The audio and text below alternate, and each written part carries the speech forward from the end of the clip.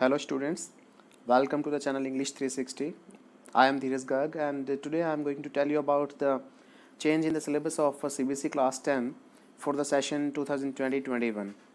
So students, as you know that the board paper is of 80 marks and 20 marks come from internal assessment, and I'll discuss that component later on, and now I'll discuss this 80 marks paper.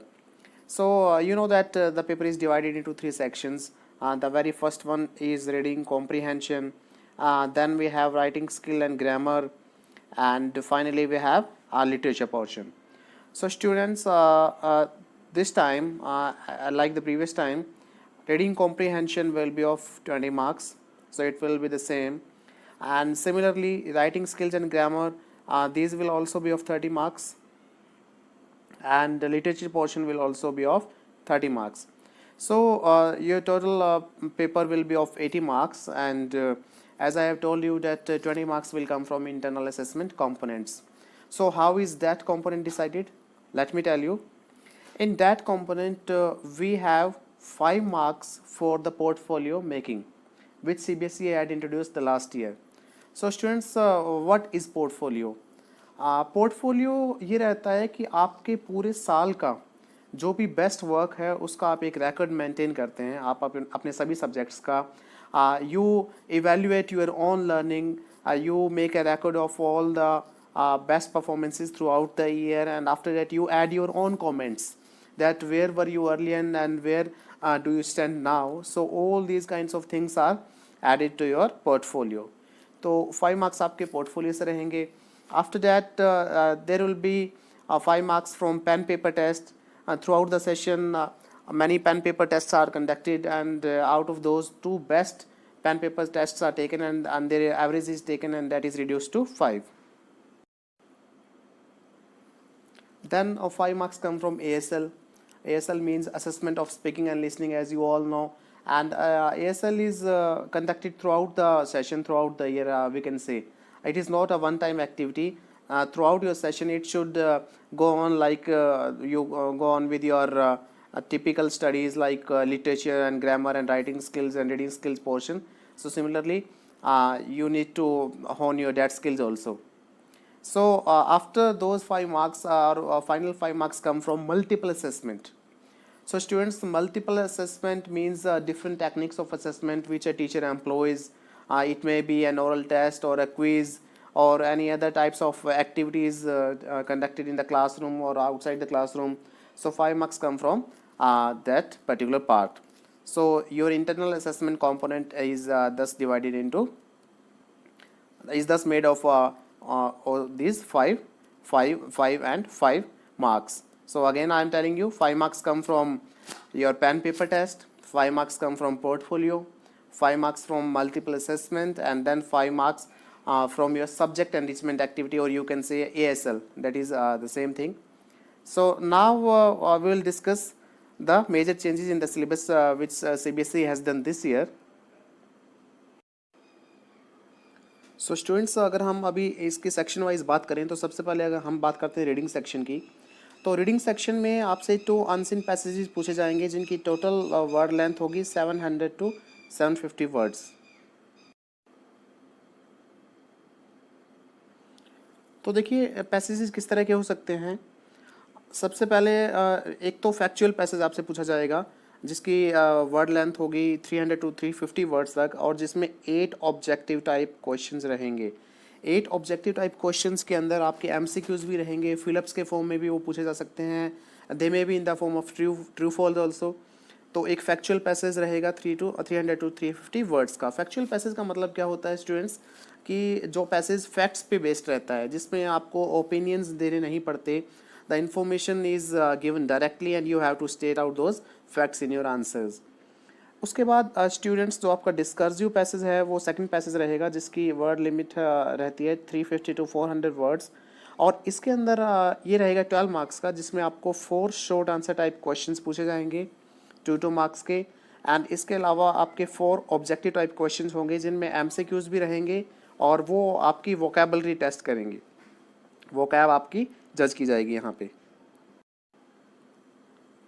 And students, now moving to the writing section, writing and grammar section, section B. तो यहाँ पे देखिए CBSE ने कुछ changes किए हैं। सबसे पहले क्या रहेगा कि जो फॉर्मल लेटर था आपका, जो पहले जिसकी वर्ड लिमिट थी 120 to 150 वर्ड्स के करीब, अब उसकी वर्ड लिमिट जो है वो बढ़ा दी गई है। That word limit is now 150 to 200 words, and earlier it use to be of 8 marks and now it will be asked in 10 marks. तो देखिए जो फॉर्मल लेटर है इस पर अब की बार आपको थोड़ा ज़्यादा फोकस करना पड़ेगा, एंड ये आपका 10 मार्क्स का है। So you need to hone your skills as far as formal letter writings are concerned. And after that, the one new thing which CBSE has added is an analytical paragraph.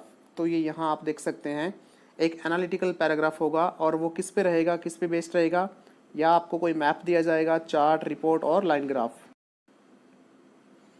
ये जो analytical paragraph है ये आपका 150 to 200 words का रहेगा, and ये भी students 10 marks का रहेगा। लास्ट ईयर तक इसकी जगह स्टोरी राइटिंग पूछा जाता था, बट अब सीबीएसई ने हायर राइटिंग स्किल्स बच्चों में डेवलप करने के लिए perhaps they have shown change in their perspective, और उन्होंने एनालिटिकल पैराग्राफ ऐड किया है जो मे बी कुछ एडवांस्ड इंग्लिश लर्निंग कोर्सेज में पूछे जाते हैं, आइल्स में वगैरह। तो वो चीज़ अब भी उन्होंने 10th के कोर्स में भी उन्होंने डाली है। तो इसमें आपको एक मैप दिया हो सकता है, कोई मैप या कोई चार्ट, पाई चार्ट है, एक लाइन ग्राफ इन्होंने बोला हुआ, कोई रिपोर्ट दी हुई हो सकती है। तो इसके बेसिस पे आपको क्या करना है, उन्हें एनालाइज करना है डाटा को, और उसके बेसिस पे आपको पैराग्राफ जो है वो लिखना है, जिसकी इसकी भी मैं वीडियो बाद में चैनल पे डाल दूंगा। तो ये आपको 150 to 200 वर्ड्स में लिखना है students. This is going to be really interesting. ये जो एनालिटिकल पैराग्राफ है इसकी कुछ डेफिनेट वोकेबलरी होती है, कुछ डेफिनेट स्ट्रक्चर रहता है। So we will discuss that later on, but this is a major change CBSE ने जो किया है। 10 मार्क्स में स्टोरी राइटिंग की जगह उन्होंने एनालिटिकल पैराग्राफ इस बार इंक्लूड किया है। अब ग्रामर पार्ट की और रुक करते हैं। ग्रामर का सिलेबस हम देखते हैं। तो देखिए ग्रामर का सिलेबस मोर और लेस सेम है। दोज सेम टॉपिक्स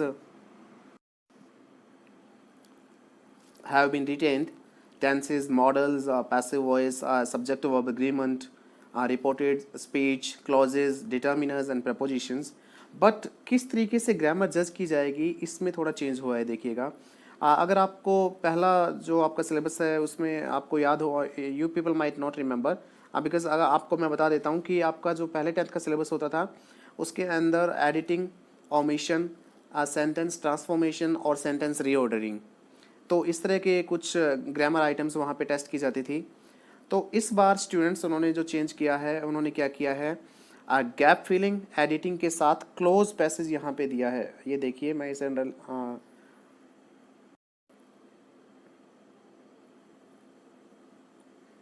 अंडरलाइन कर देता हूँ। तो उन्होंने एक क्लोज पैसेज इसके अंदर ऐड किया है।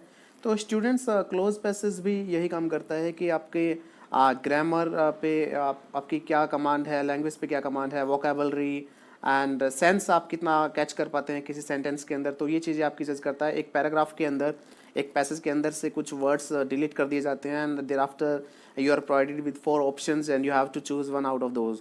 तो इसकी भी मैं वीडियो बाद में चैनल पे अपलोड कर दूंगा, तो आपको एक बेटर अंडरस्टैंडिंग के लिए। बट जहाँ आपकी वोकैब जितनी अच्छी होगी, ग्रामर पे जितना आपका होल्ड जितना अच्छा होगा, आप क्लोज पैसेज उतने ही अच्छे तरीके से कर पाएंगे। एंड देयर आफ्टर देखिए सीबीएसई ने इस बार 10th में डायलॉग राइटिंग को ऐड किया है, and reporting a dialogue on a given cue. तो देखिए डायलॉग को रिपोर्ट करना भी, रिपोर्टेड जो स्पीच होती है एक डायलॉग फॉर्म में अगर दे दिया जाए तो उसको फिर आपको एक उसकी रिपोर्टिंग करना, उस फॉर्म में पूछा जा सकता है जो नरेशन होता है, डायरेक्ट इनडायरेक्ट स्पीच। और डायलॉग राइटिंग का मतलब जैसे डायलॉग्स को आपको कंप्लीट करना भी पड़ सकता है।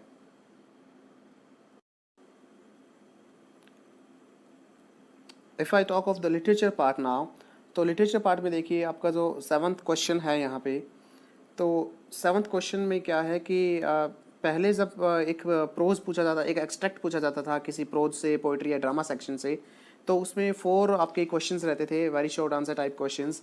और अब उसकी बजाय उन्होंने 2 क्वेश्चंस कर दिए हैं। पहले 4 क्वेश्चंस 1 मार्क के होते थे, but from this time onward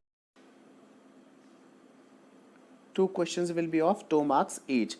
तो ये उन्होंने क्वेश्चन रिड्यूस कर दिए हैं और उनके मार्क्स इंक्रीज कर दिए हैं, ठीक है। और इसके बाद 8th जो क्वेश्चन है वो आपका इसमें शॉर्ट आंसर टाइप क्वेश्चंस रहेंगे जो आपको 30 to 40 वर्ड्स में आंसर करने पड़ते हैं। और जो first flight and footprints without feet दोनों में से मिलकर रहेंगे।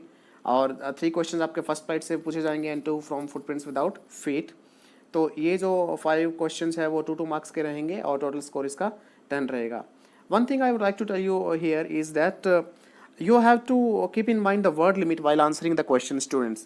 Sometimes it happens that students exceed the word limit in order to gain good marks, but it backfires. ऐसा ज़रूरी नहीं है कि अगर आप ज़्यादा लिखेंगे तो उससे आपको ज़्यादा मार्क्स मिलेंगे। तो आपको it is said in English that brevity is the soul of the wit.